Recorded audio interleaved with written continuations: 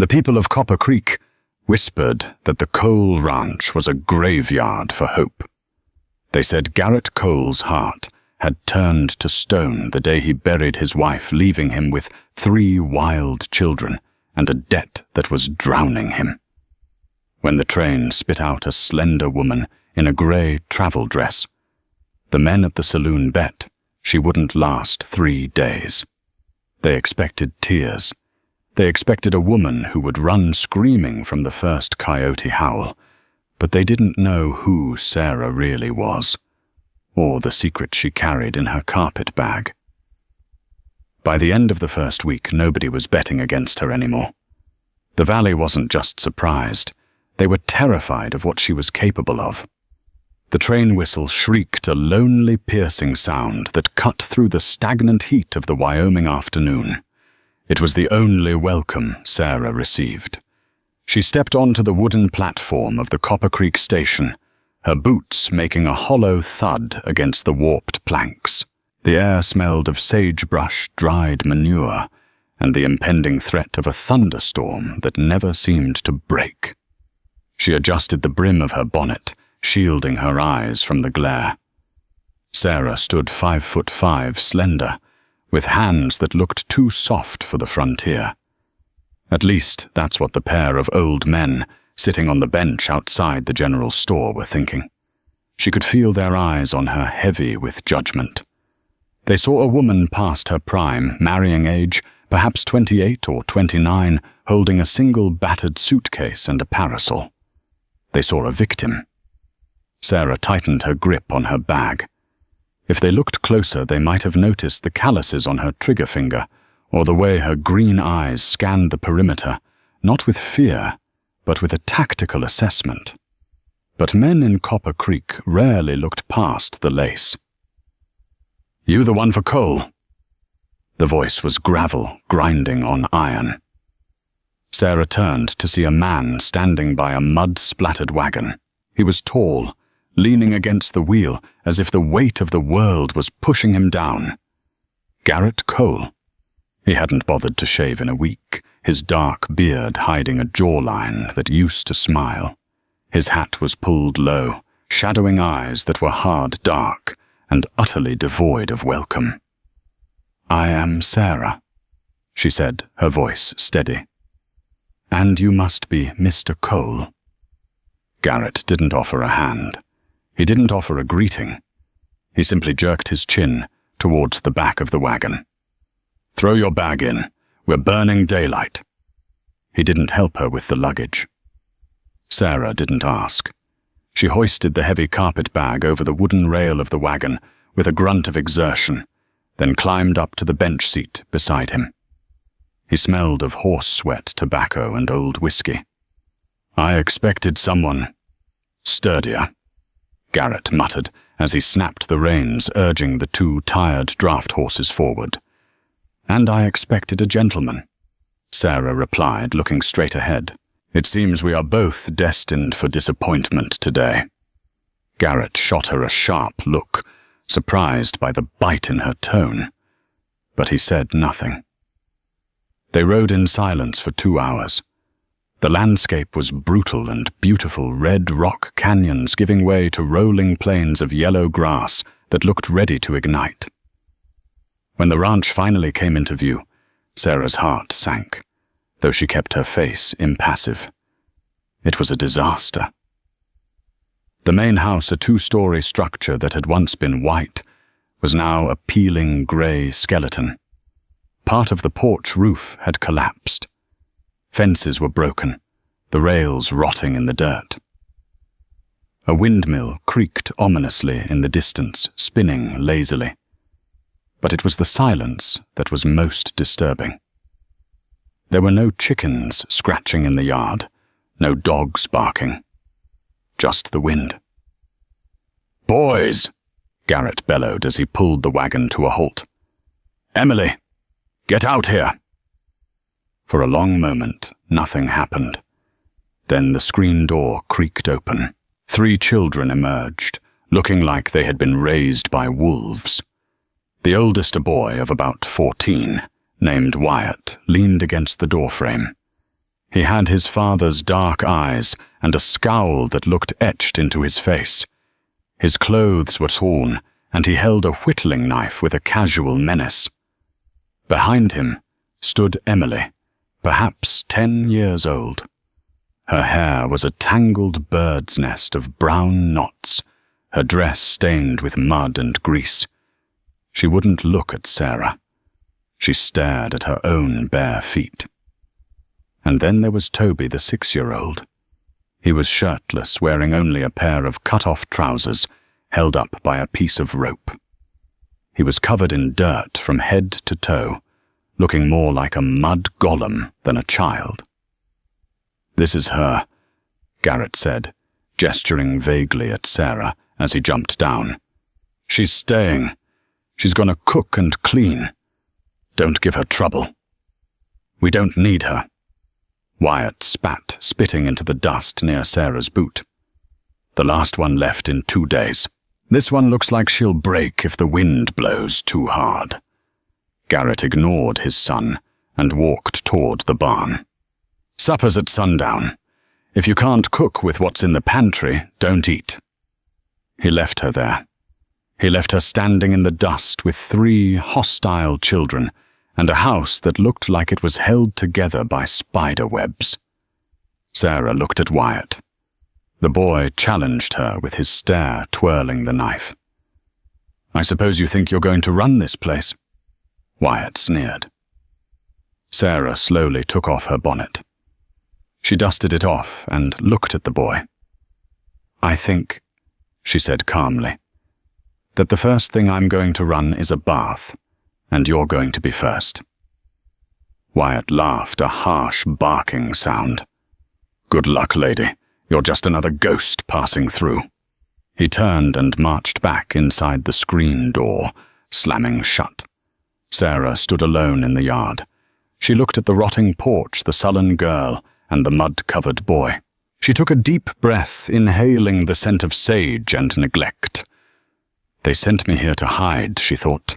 "They think I'm just a school teacher running from a scandal. Good. Let them think that."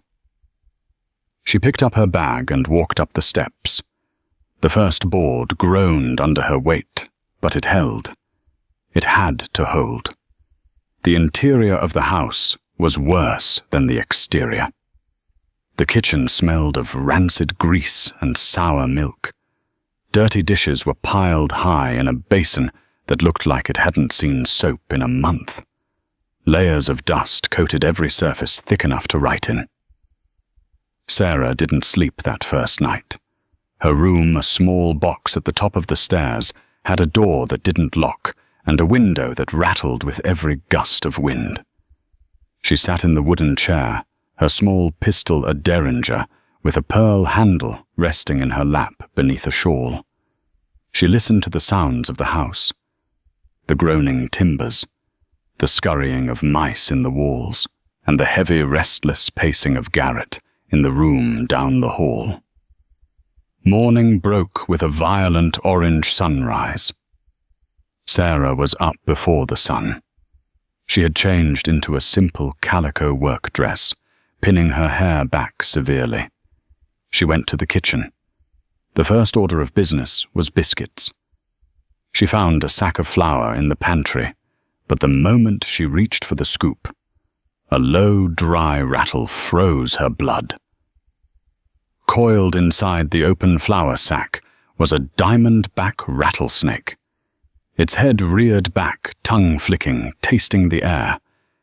It had likely come in through the holes in the floorboards, seeking warmth. At that moment, Wyatt walked into the kitchen, yawning. He saw Sarah frozen by the pantry. A cruel smirk touched his lips. He knew about the snake. He'd probably left the pantry door open on purpose, or at least knew the critter was nesting there. He leaned against the table, waiting for the scream, waiting for the hysteria. "Problem, lady?" he asked smugly. Sarah didn't look at him. Her eyes were locked on the viper.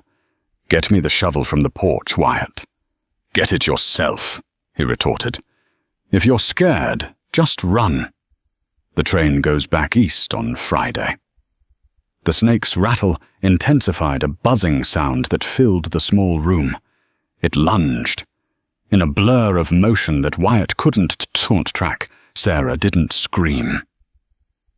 She didn't jump back. She grabbed the heavy cast-iron skillet from the stovetop with her left hand. As the snake struck, she swung the skillet with the precision of a tennis player. Clang! The heavy iron met the snake mid-air, batting it down to the floorboard with a sickening crunch. Before the stunned reptile could recover, Sarah brought the edge of the skillet down on its head. Once. Twice. Silence returned to the kitchen. Sarah stood over the dead snake, breathing steadily. She nudged it with her boot, then looked up at Wyatt. The boy's mouth was hanging open. His smirk was gone, replaced by genuine shock. "I asked for the shovel," Sarah said, her voice cool and level, "so I wouldn't have to dirty the cookware. Now I have to scrub this pan before I can start breakfast." She reached down, grabbed the dead snake by the tail, and walked past the stunned boy. She opened the back door and flung the carcass far out into the yard, where the chickens immediately began to investigate. She returned to the sink, pumped some water, and began scrubbing the skillet with sand and soap. "Well," she said without turning around, "are you going to stand there catching flies, or are you going to fetch me some firewood? I can't bake biscuits on a cold stove." Wyatt stared at her back for a long 5 seconds. He had expected her to faint. He had expected her to pack her bags. He had never seen a woman kill a rattler with a frying pan and not even spill a drop of water. He turned and walked out the door. A moment later, Sarah heard the sound of an axe splitting wood. By the time Garrett came down for breakfast, the kitchen smelled of fresh coffee, hot biscuits, and frying bacon. The table was wiped clean. Wyatt was sitting in his chair, silent, looking at Sarah, with a mixture of suspicion and wariness. Garrett stopped in the doorway, blinking. He looked at the food, then at Sarah. "Where'd you get the bacon?" he asked, suspicious. "We were out. I found a slab in the smokehouse that hadn't turned yet. I trimmed the bad parts," Sarah said, pouring him a cup of black coffee. "Sit. Eat." Garrett sat. He took a bite of a biscuit. It was light, fluffy, and hot. It was the first decent meal he'd had in 2 years. He looked at his son. Wyatt wasn't complaining. He was eating as fast as he could. "The girl and the little one," Garrett grunted. "I bathed Toby. He's upstairs sulking because I burned his trousers," Sarah said matter-of-factly. "They were a health hazard. I've cut down one of your old shirts for him to wear until I can sew him something new. Emily is feeding the horses." Garrett choked on his coffee. "You burned his pants." "I did, and I'll burn this house down room by room if that's what it takes to get the filth out," Sarah said, refilling his cup. "Now, Mr. Cole, after breakfast, you and I need to discuss the ranch ledger." Garrett slammed his cup down. The hostility returned instantly. "The books are none of your business. You're here to cook and watch the kids. Don't overstep." Sarah leaned in, placing her hands on the table. "I'm here to ensure this family survives. I can't do that if I don't know who we owe money to. I saw the bank notice on the mantel, Garrett. You have 3 weeks before foreclosure." Garrett's face turned red. "You snooped." "I dusted," she corrected, "and I can read. Banker Prentice. I know his type." "You don't know anything," Garrett growled, standing up. "Stay in the kitchen, Sarah. Leave the ranching to the men." He stormed out. Sarah watched him go, her expression unreadable. "He's gonna lose the place," Wyatt said quietly from the table. It was the first time he had spoken to her without a sneer. "Prentice wants the water rights. Dad's too proud to ask for help and too broke to hire a lawyer." Sarah looked at the boy. "Finish your milk, Wyatt. Nobody is losing anything on my watch." 3 days later, the real test arrived. It wasn't a snake or a dirty house. It was a man in a silk vest riding a purebred stallion. Sarah was on the porch shaking out a rug when 3 riders approached. In the center was a man who looked too soft for the saddle banker Prentice. He was flanked by 2 hired gunsmen with low-slung holsters and eyes that shifted constantly. Garrett was in the corral breaking a difficult colt. He saw the riders and froze. He dismounted and walked to the fence, wiping sweat from his brow. Sarah dropped the rug and moved quietly to the edge of the porch, listening. "Morning, Garrett," Prentice called out. His voice was oily, feigning friendship. "Hot one today." "What do you want, Prentice?" Garrett asked, not opening the gate. "Just coming to check on my investment." Prentice smiled. "And to offer you a way out. I have a buyer for the South Pasture. Generous offer. It would clear your debt with the bank and leave you a little nest egg to move. Somewhere easier." "The South Pasture has the creek," Garrett said, his voice tight. "Without that water, the rest of the land dies. You know that." "Well," Prentice sighed, inspecting his manicured fingernails. "Then I suppose we stick to the schedule. Payment in full by the 1st of the month, or the sheriff serves the eviction notice. I'm trying to help you, Garrett. Think of your children." "Get off my land," Garrett warned, his hand drifting toward the old Colt Navy revolver at his hip. The 2 hired guns tensed their hands, hovering over their weapons. Garrett was outmatched. He was tired, slow, and outnumbered. "Gentlemen." The voice rang out clear and authoritative from the porch. All 4 men turned. Sarah stood there. She wasn't wearing her work apron. She had put on her grey travel dress and her bonnet.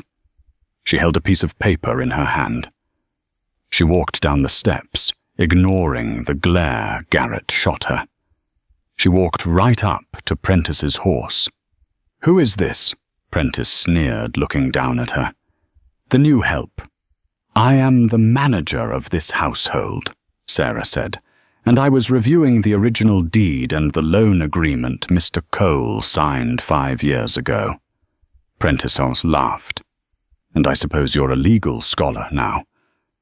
"Actually," Sarah said, her voice dropping an octave, becoming cold and precise, "I noticed that the lien you hold specifies the boundaries of the homestead. However, according to the Territorial Survey of 1881, the water rights to the South Creek are grandfathered into the majestic claim separate from the land lien. You can foreclose on the dirt, Mr. Prentice, but you cannot touch the water. Mr. Cole retains those rights in perpetuity." Silence descended on the yard. Garrett looked at Sarah as if she had grown a second head. Prentice's smile vanished. That's nonsense," the banker stammered. "Is it?" Sarah smiled, but it didn't reach her eyes. "I also noticed that the interest rate you've been charging, 12%, compounded monthly, violates the Territory Usury Act of 1883, which caps private lending at 8%. By my calculations, Mr. Cole has actually overpaid you by nearly $400. She held up the paper. It was just a laundry list she had written out, but she held it like a Supreme Court verdict. "If you proceed with foreclosure," Sarah continued, stepping closer to the horse, causing the animal to shy away, "I will ride to Cheyenne and present these figures to the governor myself. I believe the Banking Commission would be very interested in your ledgers." Prentice's face turned a violent shade of purple. He looked at his hired guns, then back at the calm woman in the grey dress. He knew the law was murky, but he also knew that if an audit happened, his crooked schemes would be exposed. He couldn't risk the attention. You imply a great deal, madame, Prentice hissed. I imply nothing. I state facts, Sarah said. Now, unless you have a corrected statement of account that reflects the legal interest rate, I suggest you leave. We have work to do. Prentice glared at Garrett. You hide behind a woman's skirts now, Cole. Garrett looked at Sarah. He saw the steel in her spine. A slow grin spread across his face, the first genuine smile in years. She seems to know her numbers, Prentice. I'd listen to her. Prentice yanked his reins, turning his horse sharply. This isn't over. You have until the 1st. He galloped away his hired men, trailing behind in a cloud of dust. Garrett watched them go, then turned to Sarah. He looked at the paper in her hand. Is that true about the water rights and the usury law? Sarah crumpled the paper, which was indeed just a list of groceries she needed, and put it in her pocket. The usury law is real. The water rights, I made that up completely. But men like Prentice are greedy, and greedy men are always afraid of being caught. Garrett laughed. It was a rusty, creaky sound, but it was laughter. You bluffed him. I bought us time, Sarah said solemnly. But he will check the records. He'll be back, and he won't be polite next time. We have 2 weeks to raise the money to pay him off for good. Garrett asked. Sarah looked him in the eye. I live here now, Garrett, and I don't like being threatened. She turned to walk back to the house. From the barn loft, Wyatt and Emily were watching. Wyatt looked at his father, then at the woman walking up the steps. She lied to the banker, Wyatt whispered to his sister. She saved Dad, Emily whispered back. That night at the saloon in Copper Creek, the story began to spread. The hired guns had talked. The new woman at the Cole Ranch wasn't just a cook. She had stared down Prentice and quoted law like a judge. The valley began to pay attention, but they didn't know that the real danger was just beginning. The truce between Sarah and the Cole family was fragile, held together by the smell of fresh bread and the lingering shock of her standoff with the banker. But the ranch didn't run on biscuits. It ran on horse flesh, and that was where Garrett was failing. The source of the trouble was a blood bay stallion Garrett called Brimstone. The horse was magnificent, 17 hands of muscle and fury, wild caught in the basin 3 months prior. He was worth $500, easily enough to pay off a significant chunk of the loan, but only if he could be ridden. So far, Brimstone had broken 2 fences and nearly broken Garrett's arm. On Thursday, the heat was oppressive. Sarah was scrubbing laundry on the back porch, her arms deep in soapy water, when she heard the sickening crack of wood splintering, followed by a heavy thud and a shout of pain. She didn't hesitate. She wiped her hands on her apron and ran toward the round pen. She found Garrett in the dirt, gasping for air, clutching his side. The stallion was rearing up, hooves slashing the air, eyes rolling wild with panic and aggression. Wyatt was standing outside the fence, frozen, his face pale.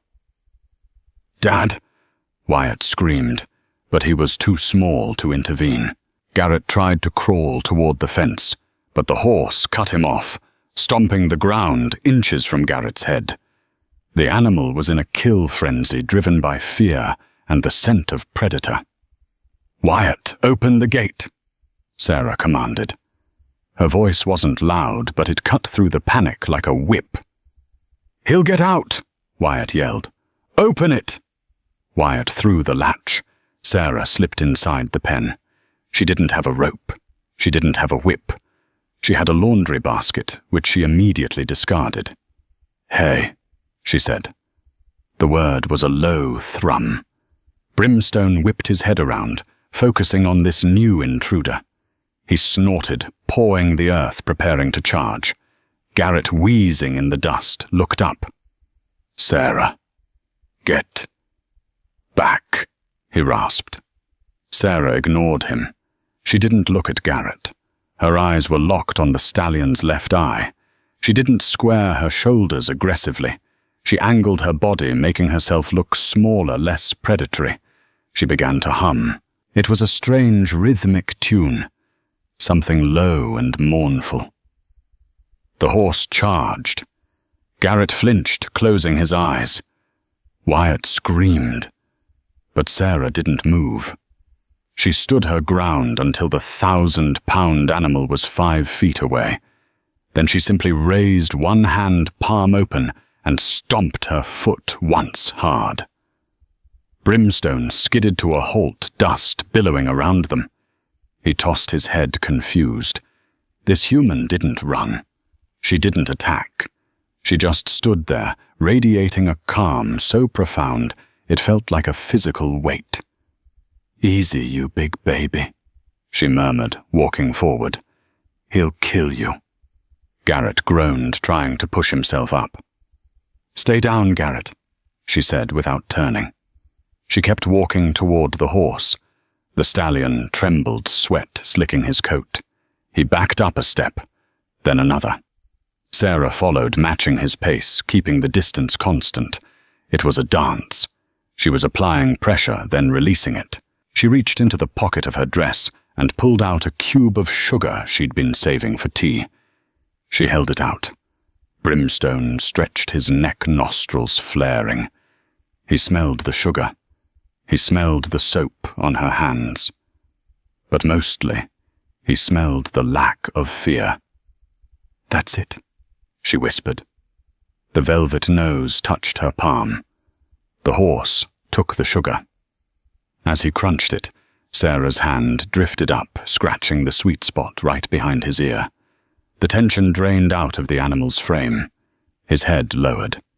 Sarah grabbed the lead rope dangling from his halter. "Wyatt," she called out softly. "Come get your father." Wyatt scrambled under the fence, grabbing Garrett under the arms and dragging him to safety. Only when the gate clicked shut behind them did Sarah lead the horse to the hitching post and tie him securely. She walked out of the pen, her dress hem stained with manure and dust. She knelt beside Garrett. His face was grey with pain. "Ribs?" she asked. "Feels like a mule kicked me." Garrett grunted. He looked at her, his dark eyes wide with disbelief. "Where did a school teacher learn to gentle a killer stallion?" Sarah checked his eyes for concussion. "I grew up on a farm in Kentucky," she lied smoothly. "We had horses." "That wasn't farm work," Garrett wheezed as she helped him stand. That was Apache style, or Mexican vaquero. The breathing, the humming." Sarah stiffened. "Let's get you inside, Mr. Cole. You're talking nonsense from the pain." That evening, the dynamic in the house shifted. Wyatt didn't scowl when she served the stew. He watched her hands. Emily, the shy daughter, brought Sarah a wet rag to wipe the dust from her neck. Later, after the children were asleep, Sarah sat on the porch mending a shirt. Garrett came out moving stiffly, holding a bottle of whiskey. He sat on the railing watching the moon rise over the valley. "You saved my life today," he said. The gravel in his voice was softer now. "The horse wasn't trying to kill you," Sarah said, not looking up from her needle. "He was afraid. Fear makes living things do terrible things." "Is that why you're here?" Garrett asked. "Fear." Sarah stopped stitching. The silence stretched between them, filled only by the chirping of crickets. She looked up at him. The moonlight caught the sharp angles of her face, making her look both beautiful and haunted. "I'm here because I answered an ad, Garrett." "You answered an ad for a housekeeper." Garrett said. "But you know property law. You handle a gun like a soldier. You break horses like a spirit walker." And he hesitated. "And when you thought I wasn't looking, I saw you checking the sight lines from the windows." He took a drink of whiskey and offered the bottle to her. It was an intimate gesture, a peace offering. Sarah hesitated, then took the bottle. She took a long swig, not coughing, handling the burning liquor with practiced ease. She handed it back. "Everyone has a past, Garrett. Mine is dead and buried. Let it stay that way." Garrett looked at her lips, then up to her eyes. "Prentice won't let it stay buried. He's been asking questions in town at the telegraph office. He's looking for dirt on you to get you out of the way." "Let him look," Sarah said, standing up. "He won't find Sarah Cole, because she doesn't exist." She went inside, leaving Garrett alone with the whiskey, and a growing suspicion that the woman sleeping under his roof was more dangerous than the debt that threatened to crush them. The attack came 3 nights later. It was a moonless night, the kind of dark that feels heavy like a wool blanket over the eyes. Sarah woke up instantly. She didn't know what woke her, a sound, a smell, or just the instinct that had kept her alive for the last 5 years. She sat up, grabbing the derringer from the nightstand. Then she smelled it. Coal oil. And smoke. "Garrett!" She screamed, abandoning all propriety as she banged on the wall separating their rooms. "Wake up, fire!" She didn't wait for an answer. She ran into the hallway, grabbing the children's doors. "Wyatt! Emily! Get up now!" By the time they stumbled downstairs, the orange glow was flickering against the kitchen windows. It wasn't the house, it was the barn. The winter hay barn. Garrett came bounding down the stairs, shirtless, pulling on his boots, his rifle in hand. "The horses!" he shouted. "Wyatt, get the buckets!" Sarah commanded, pushing the boy toward the back door. "Emily, pump water! Don't stop pumping!" They burst out into the night. The hay barn was fully engulfed, a roaring monster of heat and light. The sparks were flying toward the main stable, where Brimstone and the draft horses were trapped. The animals were screaming, the sound tearing through the night. "The roof!" Garrett yelled, pointing to the stable. A spark had landed on the dry shingles. "I'll get the horses," Sarah yelled. "You get the roof. You can't go in there." Garrett grabbed her arm. "It's too close to the fire." Sarah shook him off with a strength that shocked him. "If we lose the horses, we lose the ranch. Go." She wrapped her shawl around her face and ran toward the stable. The heat was blistering. The air tasted of ash. She kicked open the stable door and plunged into the smoke. Inside it was chaos. The horses were thrashing in their stalls. Sarah moved with efficient speed. She didn't try to lead them out one by one. She opened the back gate of the corral first to give them a place to run. Then she moved down the line, throwing open the stall doors. "Go higher." She slapped the rumps of the draft horses. They bolted for the open air. She reached Brimstone's stall last. The stallion was terrified, eyes rolling. The smoke was thick now. Sarah grabbed his halter, untying the knot with fumble-free fingers, despite the adrenaline. She mounted him bareback in one fluid motion. "Get us out of here!" she screamed into his ear. The stallion surged forward, leaping over a pile of burning debris that had fallen from the hay barn. They burst out of the stable just as Garrett perched on the roof, with a wet blanket smothered the sparks threatening the main structure. Sarah rode Brimstone into the dark of the pasture, turning him back to watch. The hay barn was gone. It was a total loss. But the house and the stable were safe. Exhausted, soot-stained and trembling, the family gathered by the well. Garrett slid off the roof, his chest heaving, his skin smeared with black ash. He looked at the smoking ruins of his winter feed. "We're done," he whispered. "That hay was for the winter. Without it, the herd starves." Sarah slid off the stallion. She walked over to the edge of the fire line. She crouched down and picked something up from the dirt. It was a kerosene can, discarded in the high grass.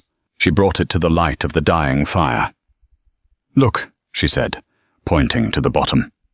Stamped into the metal was a mark, CC General Store. "Prentice owns the general store," Wyatt said, his voice cracking. "He burned us out," Garrett said, a cold rage settling over him. He gripped his rifle until his knuckles turned white. "I'm going to kill him. I'm going to ride into town and put a bullet in his heart." He turned toward the truck, but Sarah stepped in front of him. She placed a hand on his chest, right over his heart. It was beating like a hammer. "No," she said firmly. "Move, Sarah. He tried to burn my children. And if you shoot him, you hang—" Sarah said, her voice hard. "And then your children are orphans, and Prentice wins. Is that what you want?" "He has the law in his pocket," Garrett shouted. "The sheriff won't arrest him for a gas can." "Then we don't use the sheriff," Sarah said.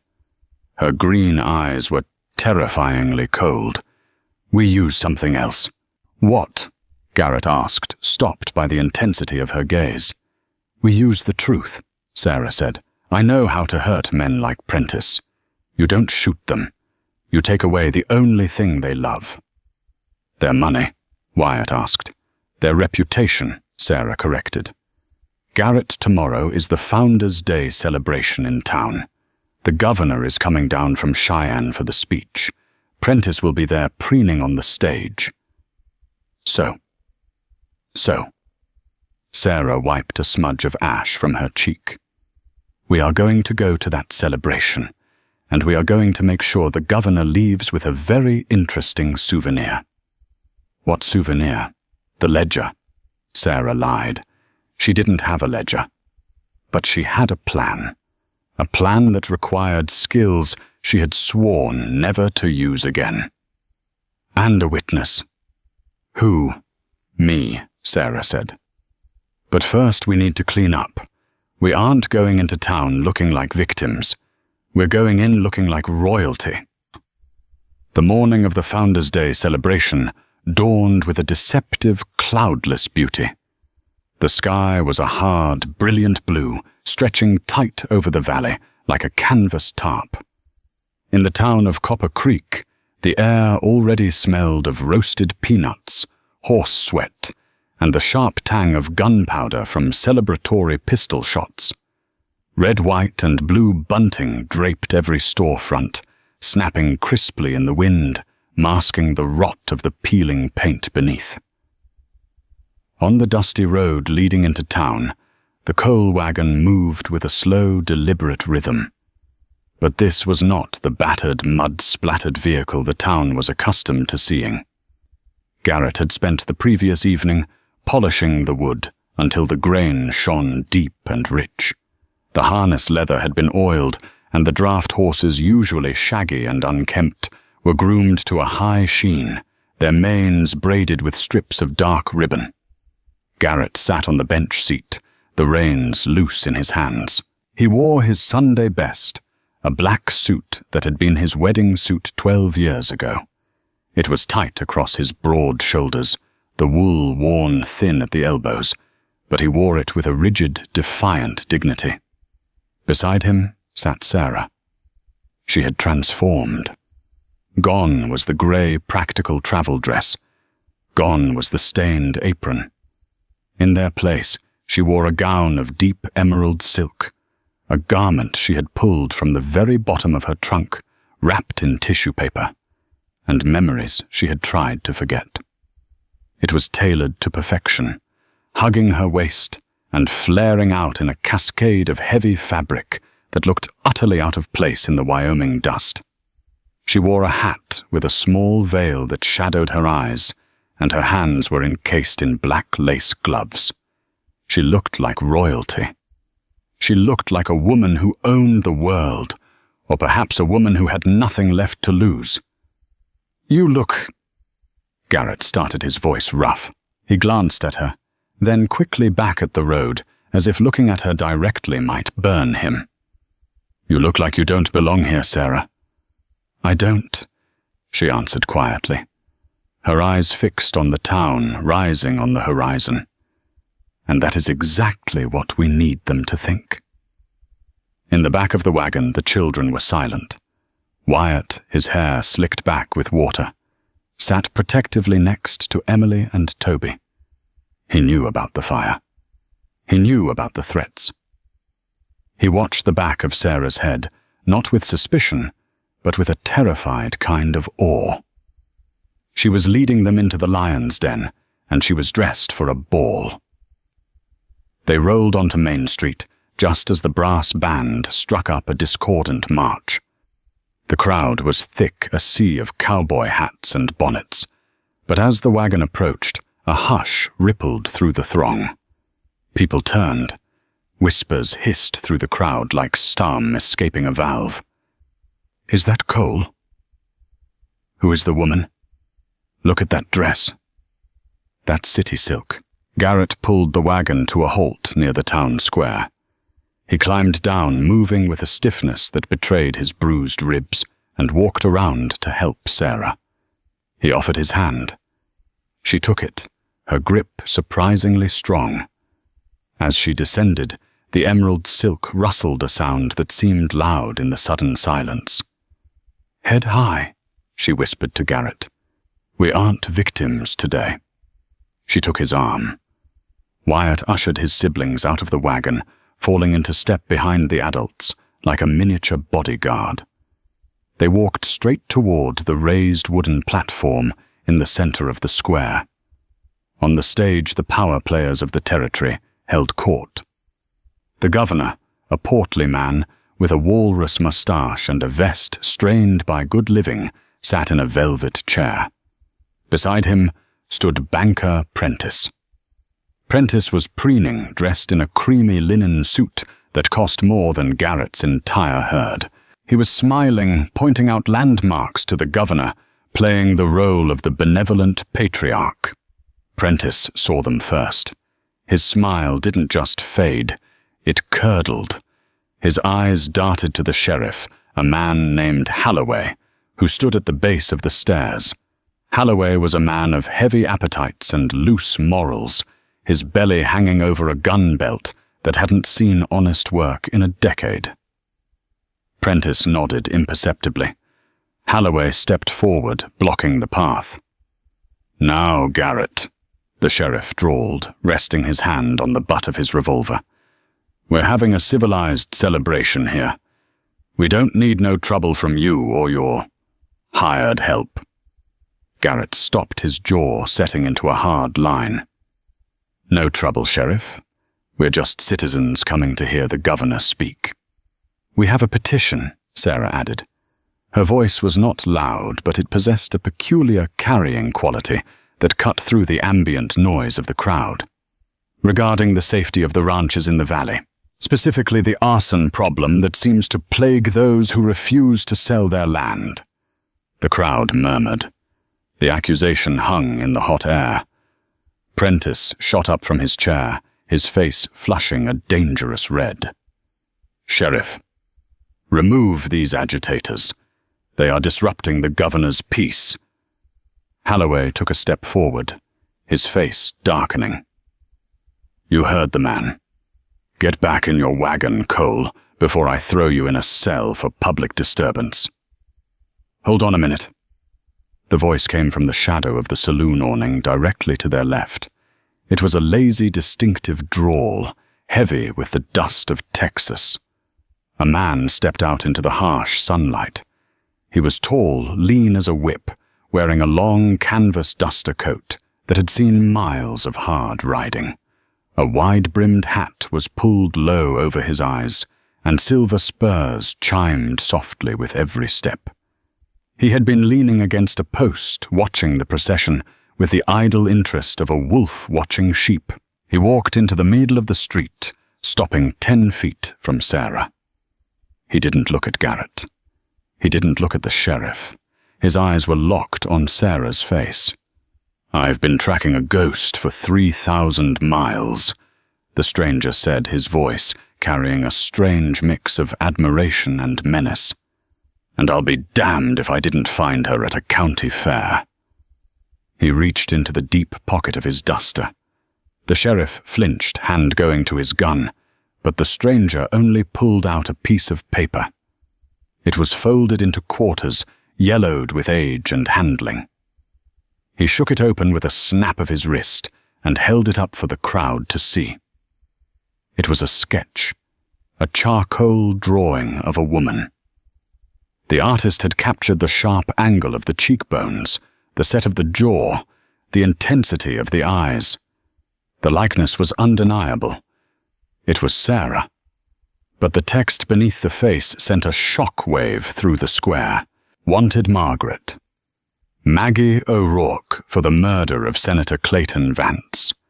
Reward, $5,000. The silence that followed was absolute. Even the horses seemed to stop stamping. $5,000 was a fortune. It was enough to buy the entire town of Copper Creek twice over. Maggie O'Rourke. Sheriff Holloway breathed, his eyes bulging as he looked from the poster to the woman in the green dress.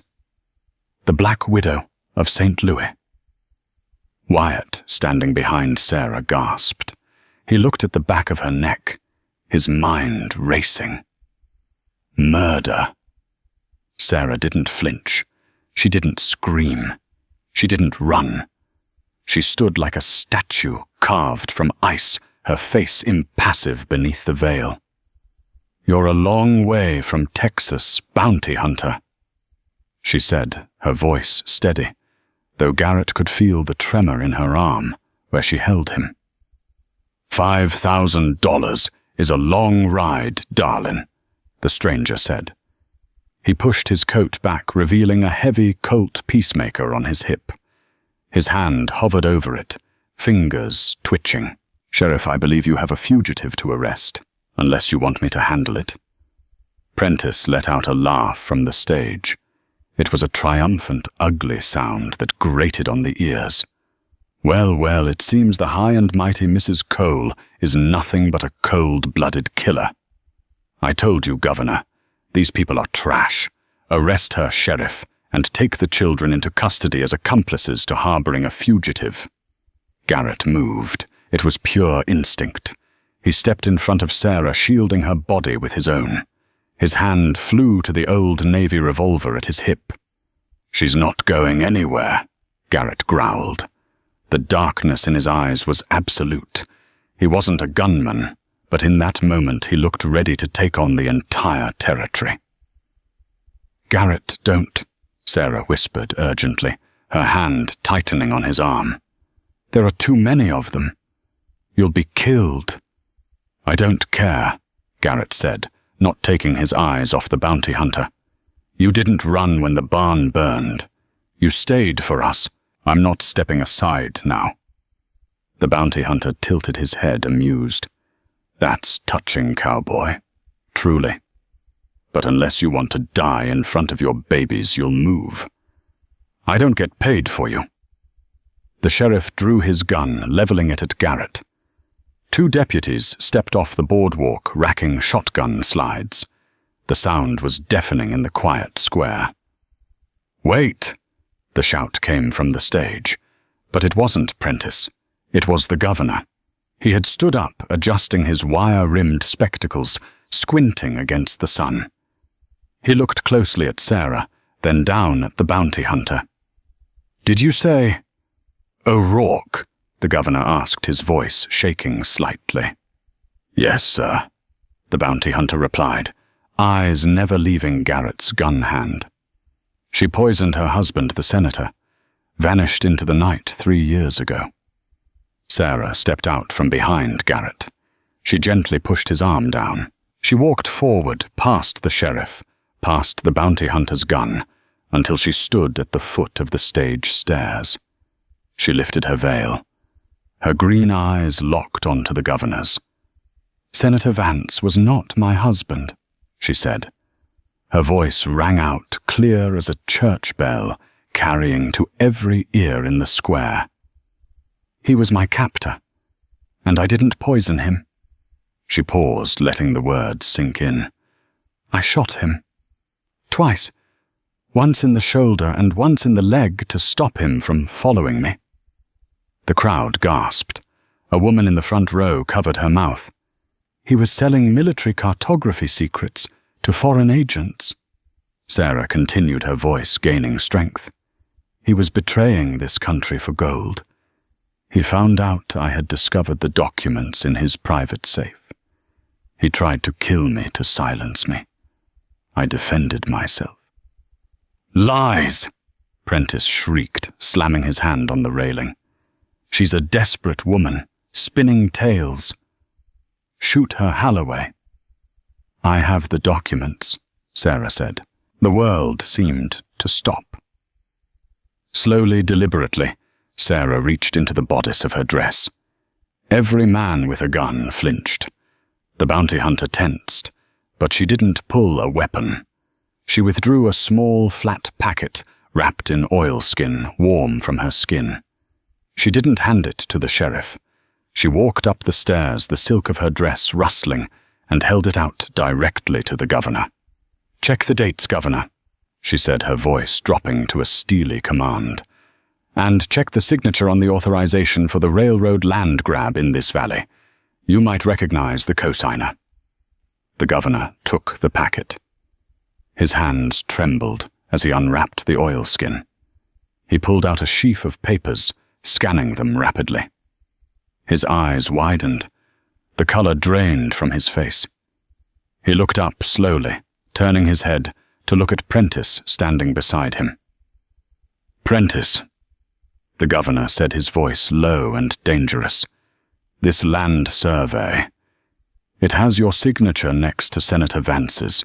This authorizes the illegal seizure of the entire Copper Creek Valley for a private rail line, a line funded by foreign investors." Prentice stumbled back, his face turning the color of old ash. That's a forgery. She's a witch. She forged it. And," Sarah continued, turning back to the crowd below, looking directly at the bounty hunter, "the bounty isn't from the U.S. Marshals, is it? Look at the bottom of the poster. Look at the fine print." The bounty hunter frowned. He lifted the paper, squinting at the bottom corner, issued by the Vance estate. "It's a private hit," Sarah said, "not a federal warrant. The senator's partners want me dead because I know where the bodies are buried. Literally." The bounty hunter slowly lowered his gun. He looked at the poster, then at Prentice, who was sweating profusely on the stage. He looked back at Sarah, a slow smile touching his lips. "Well, I'll be," the Texan drawled. "I almost did your dirty work for free, didn't I?" He holstered his pistol with a fluid motion. Sarah turned her gaze to Sheriff Holloway. "Sheriff, you have a choice. Are you a lawman, sworn to the Constitution, or are you a hired thug for a traitor, because the governor of this territory is holding proof of treason in his hands?"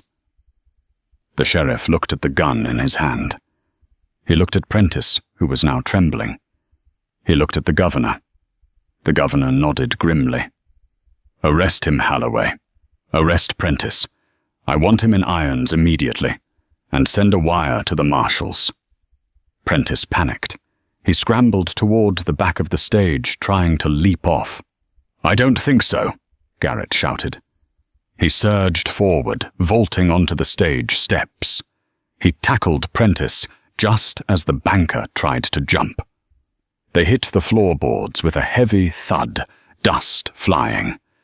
Garrett pinned him, twisting his arm behind his back until Prentice cried out.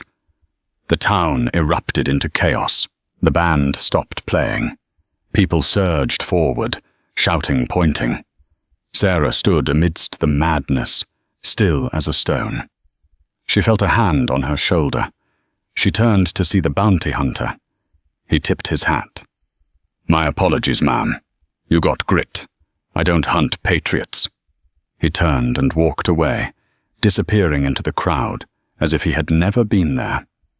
An hour later, as the sun began to dip toward the western peaks, the square had quieted. Prentice was locked in the jailhouse cell. The governor had taken the oilskin packet into the telegraph office to send urgent messages to Washington. Garrett and Sarah stood by the wagon. The adrenaline was fading, leaving them both exhausted. The children were already asleep in the back, worn out by the excitement. Garrett looked at her, really looked at her. "Maggie O'Rourke," he said softly, testing the weight of the syllables on his tongue. "It sounds tough, like leather." "Sarah is my middle name," she whispered, looking down at her gloved hands. "Sarah Margaret. I haven't been Maggie since the night I left St. Louis." "Did you really shoot a senator?" Garrett asked. There was no judgment in his voice, only wonder. He was a bad man, Garrett. Worse than Prentice ever dreamed of being. She finally looked up at him, her eyes shining with unshed tears. "I've been running for 3 years. Every time a twig snapped, I thought it was them. I thought I'd have to run again today. I thought I'd lose you." Garrett reached out and took her hand. His palm was rough, calloused from the rope, and the reins warm and solid against her silk glove. "You're done running," he said fiercely. "The governor granted you a pardon in exchange for the documents. I heard him say it. You're free." "A pardon doesn't clear a reputation," she said, glancing at the people still lingering on the boardwalks, watching them. "People will talk. They'll say I'm a killer." "Let them talk," Garrett said. He stepped closer, invading her space, wrapping his arm around her waist. "Let them say that the coal ranch is run by a woman who can break a killer horse, stare down a lynch mob, and save a valley. That sounds like a hell of a reputation to me." He leaned down. For the first time, the shadow of his grief was gone. He didn't see a housekeeper. He didn't see a mystery. He saw the woman who had walked into the fire for his children. He kissed her. It wasn't tentative. It was a claiming, a promise, sealed in dust and sunlight. When they finally pulled apart, Sarah smiled a genuine, dazzling smile that reached her eyes. "We still have no winter hay." She noted her practical mind returning. Garrett laughed, a rich sound that startled the horses. "The governor promised emergency supplies from the fort, and with Prentice's source Toronto gone, the bank is under immediate audit. The debt is frozen." He lifted her onto the wagon seat, his hands lingering on her waist. "We have time, Sarah. We have all the time in the world." They climbed up together. Garrett took the reins, but he kept one arm draped protectively around her shoulders. As they rode out of Copper Creek back toward the ranch that was no longer a graveyard of hope, but a home the townspeople watched them go. They watched with a new kind of silence, not of judgment, but of deep, fearful respect. The widowed cowboy hadn't just found a wife. He had found a warrior. And the entire valley knew that God help anyone who tried to mess with the coals ever again. And that is how a woman with a secret past saved a broken family and an entered town. Sarah proved that sometimes the hardest battles aren't fought with guns, but with courage, intelligence, and the willingness to stand your ground when everyone else runs away. If you enjoyed this story of justice and romance in the Wild West, please hit that like button. It really helps the channel. Don't forget to share this video with a friend who loves a good twist and subscribe so you never miss our next story. Thanks for watching.